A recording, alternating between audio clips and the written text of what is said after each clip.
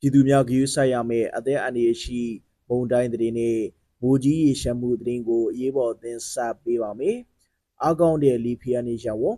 အိန္ဒိယနဲ့မြန်မာမိုးစလာကထုတ်ပြန်ထားတဲ့ခန့်မှန်းချက်အတိုင်းပဲအားကောင်းတဲ့လီဖီယာနေရဝဟာအိန္ဒိယဘင်္ဂလားဒေ့ရှ်နယ်စပ်အနီးဂန်ဂျီကိုဖြတ်ကျော်ဝင်ရောက်ခြင်းမပြုမီအချိန်အတူအတွင်းမှာပဲ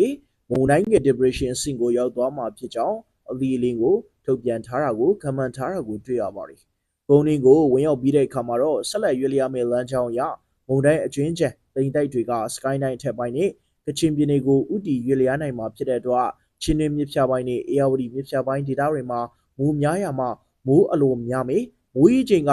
17လက်မကျော်အထိရွာနိုင်ပြီးတော့မြစ်ဖြာပိုင်းကသစ်အောက်ဘက်မြေတွေရုပ်တရက်မြစ်တက်လာမှာဖြစ်တဲ့အတွက်အဲ့ဒီအနီးနားမှာနေထိုင်နေတဲ့သူတွေအခုကလေးကနေကြိုတင်ပြင်ဆင်မှုတွေလှုပ်ဆောင်ကြပါဒီကနေ့29 30 30ရက်เนาะဂျွန်လတရက်နေ့အထိအန်ဒီကရှိနေမှာဖြစ်တဲ့အတွက်ဒီသူတွေယူဆိုင်ကြပါရခိုင်ကမ်းရိုးတန်းသရှောင်းမုန်တိုင်းရှိန်တက်ရောက်မှုကြောင့်မေလ29ရက်နေ့မှာ30 30ရက်တွေအထိမိုးများတာလေပြင်းဓာရီဖြစ်နိုင်ကြောင်းကျန်တဲ့ပြည်내တိုင်းဒေသတွေမှာလည်းလေပြင်းတိုက်တာတွေဖြစ်နိုင်ကြောင်းသိရပါတယ်ဗျာ